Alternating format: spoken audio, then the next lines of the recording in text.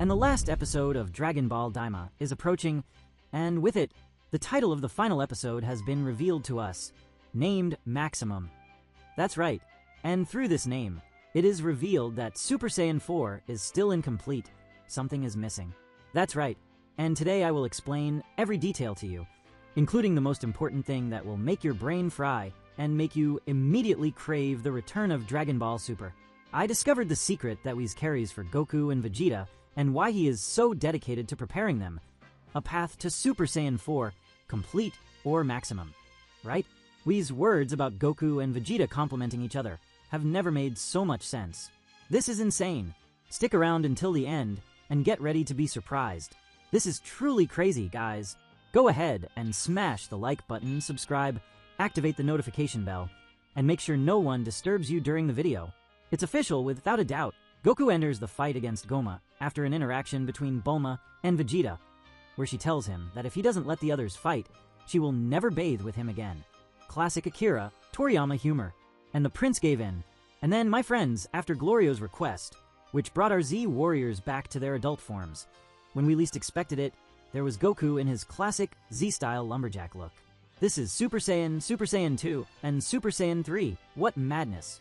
He even added a bonus, as he himself said, tearing his shirt off in an epic animation. The only thing missing was him saying, "This is Super Saiyan 4.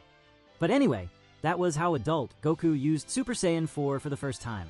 But next, the episode ends and teases the next episode titled, open quotes, Maximum, close quotes. Naturally, we would think that the title implies that adult Goku will now extract the maximum power of Super Saiyan 4, right? But that's not quite the case. There is indeed a significant power increase from his small body to his current form. That's a fact. But that's not how it's going to play out. Something is still missing for Super Saiyan 4 to reach its maximum. I will explain everything to you. But to do so, we have to go back to Dragon Ball Super, which takes place after Dragon Ball Daima. Confusing, right? But that's how it is. Maximum is a term that refers to the greatest of all, whether in terms of quantity, value, or degree. It can be used as an adjective to describe something strict or excessive, or as a noun to refer to the highest level a variable quantity can reach. If Goku were to possess this maximum alone, the title would be something else, like the maximum. Let's go back to the beginning of Dragon Ball Super. You will understand everything. It's a bonus, as Goku says. Actually, there are two bonuses here. 1. You will discover how Super Saiyan 4 will appear in Super, and 2. You will understand what maximum truly means. The starting point, the key event that awakened Beerus after so long a sleep, was his dream, which we now know wasn't just a dream, right? Dragon Ball Daima takes place before Dragon Ball Super, before Beerus' appearance. And why does he wake up at that exact moment, searching for the Super Saiyan God? The warrior he dreamed of is the warrior who will appear at the end of Dragon Ball Daima. I will reveal who it is soon. There are two strong possibilities here. One is that Beerus simply sensed the key even while asleep and dreamed of fighting this warrior. Plus, the Oracle Fish referred to someone as the Super Saiyan God, connecting to the whole Yamoshi legend we already know. The other possibility, which directly ties to Super Saiyan 4 in Dragon Ball Super, is Whis. Yes, Whis himself implanted those dreams in Beerus. And if you doubt it, just look at what he is capable of and how he so willingly trained two Saiyans after all the events. This may seem confusing, but let's pay attention to some key facts. The legend of Yamoshi is indeed real. If Neva used magic to make Goku access the power of past Saiyans, essentially his own past, revealing this divine side of the Saiyans that we still don't fully understand, using Ozuru as the base and form for a new Super Saiyan, which is more commonly known as Super Saiyan 4. And in Dragon Ball Super, this form is never used. The events strongly suggest that the Tertian Eye will not simply be taken from Goma, but destroyed, affecting the memory of the present Z warriors. Or perhaps some divine being will erase their memories. Maybe even Whis. When Dragon Ball Daima was created, Akira knew the risks. He wouldn't just throw in a bunch of fan service and leave it at that. He knew the story had to connect to Dragon Ball Super in some way. So, if we stop to think for a second, Whis is the link here, or perhaps even the Grand Priest. It doesn't matter. Only the angels would have such knowledge, not just about this maximum form, but also about the divine Super Saiyan God that appeared in Dragon Ball Super. And why did they remove it so quickly? It wasn't even difficult to animate. They added Super Saiyan Blue, then Ultra Instinct and Ultra Ego, but this? It doesn't make sense, right? The numbers don't add up. But to make them add up, let's do some simple math. 1 plus 1 equals 2, correct? And if 1 plus 1 equals 2, then why do 2 become 1? Such an easy riddle to solve. Two heavy names, Goku and Vegeta, yin and yang. End of story. The video could end here, and it would already be epic. But let's go even deeper into this craziness. If this doesn't deserve your like, your share with friends, and your full attention until the end, I honestly don't know what will. In the end, Whis has always observed with fascination the dynamic between Goku and Vegeta. He sees that despite their apparent differences, the two Saiyans complement each other uniquely. While Goku has a carefree spirit and an insatiable thirst for new challenges, Vegeta carries rigid discipline and pride that constantly push him beyond his limits. 50-50. Whis often comments on how their healthy rivalry fuels their growth. He notes that where one has weaknesses, the other has strengths, creating a perfect balance. For instance, Goku tends to underestimate his opponents out of pure excitement, while Vegeta maintains strategic caution. On the other hand, Goku's adaptability in combat inspires Vegeta to be more flexible in his approach. Moreover, Whis emphasizes that their cooperation amplifies their powers in unimaginable ways. He suggests that if they synchronize not just their bodies, but also their hearts and minds, they could reach power levels beyond anything they have achieved individually. This synergy is something Whis constantly encourages, believing that the fusion of their talents could even surpass the limits of the gods. In their training, Whis provokes both of them, pointing out not only their flaws, but also highlighting how they can learn from each other. He firmly believes that the key to them reaching their true potential lies in mutual understanding and the ability to rely on each other's strengths. Finally, Whis observes with a slight smile that Goku and Vegeta's journey is a dance between light and shadow, where every step they take together leads them to even greater heights.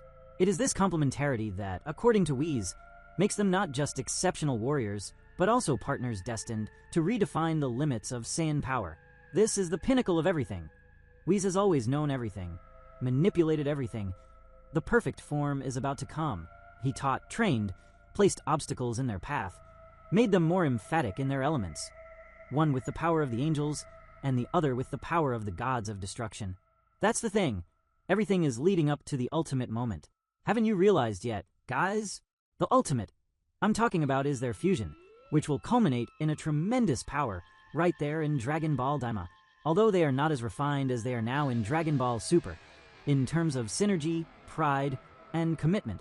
After the Granola, the Survivor Saga, both of them meet and learn about Kakaroto's father through the Scouter. They become even more filled with Saiyan pride, and Whis continues to guide them. He even says that a warrior may have been born who is even stronger than Frieza. And yes, because at that moment, he knows that it is almost time for the Saiyans to greatly surpass not just the gods, but even the angels. That's right, the moment is all set for this. Whis, from the very beginning, intervened so that Earth would not be destroyed. I'll put here the basic rule of an angel, okay? Just this little rule. Listen carefully. The most feared rule among angels in the Dragon Ball Super universe is the prohibition against directly interfering in mortal affairs. This rule is crucial because the primary function of angels is to be mentors and guides to the gods of destruction and ultimately to observe the balance of the universe. If an angel breaks this rule and directly intervenes in mortal affairs, the consequences can be severe. The most extreme outcome is the annihilation of the offending angel. This is a feared fate because angels are immortal and extremely powerful entities, but direct interference goes against the natural order and the purpose of their existence. For example, Whis and the other angels always emphasize the importance of maintaining neutrality and not interfering in mortal battles or decisions. This rule serves to maintain cosmic balance and prevent angelic power from being used recklessly or unfairly, which could lead to dangerous imbalances in the universes. Therefore, following this rule is essential for the stability and harmony of the Dragon Ball multiverse. Did you see? Two angels helped Goku and Vegeta. So what was their punishment? For Whis, none. And for Miris, only banishment, not elimination. Do you want me to end the video here? Because there's nothing more to say, right?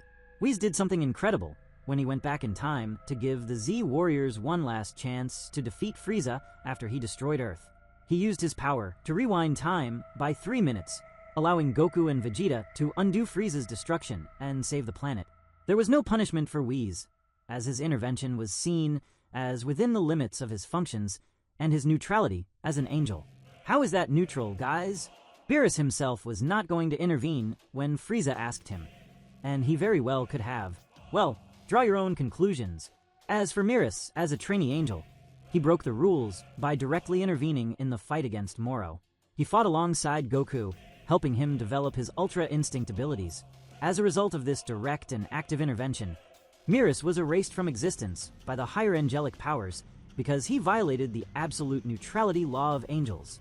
However, thanks to the efforts of Whis and the Grand Priest, he was brought back as a human, without his angelic powers, allowing him to live a normal life and continue his training as a member of the Galactic Patrol. So, yes, not just Whis, but also higher-ranking deities know about this. And why do they need this warrior? The ultimate Super Saiyan 4. Now we don't know what's coming. And to add to these scenarios, Frieza also suddenly finds a room of spirit and time, forcing Goku and Vegeta to train even more. Do you really think that was just a coincidence? I am sure it wasn't. In his current black form, Frieza has become much more powerful due to intense training and his insatiable desire for dominance. The key to his strength in the black form is his ability to evolve and increase his power to unparalleled levels using intensive training and combat methods. Additionally, he possesses a natural adaptability that allows him to quickly surpass his previous limits.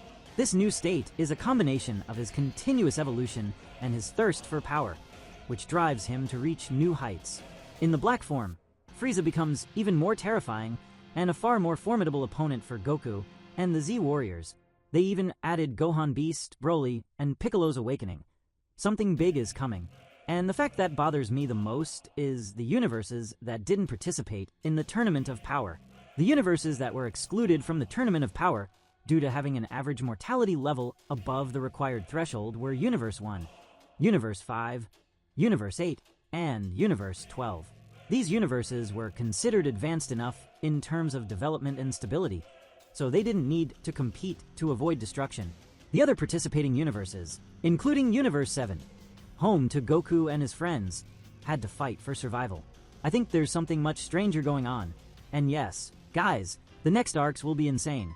After this Goten and Trunks arc, which is only happening so it doesn't overshadow Dragon Ball Daima, which is recent and already nearing its end and needs all the hype, Whis will bring Super Saiyan 4 in this way to Dragon Ball Super. I don't know if you liked this theory. I don't know if you're still here at the end. But those who watched everything kind of hit the lottery. Well, if this doesn't please you, I have another insane theory for another video, which will be the reboot of Dragon Ball Super, already including Super Saiyan 4. Stay tuned for the next episodes, and let's hope for the best. Until the next video.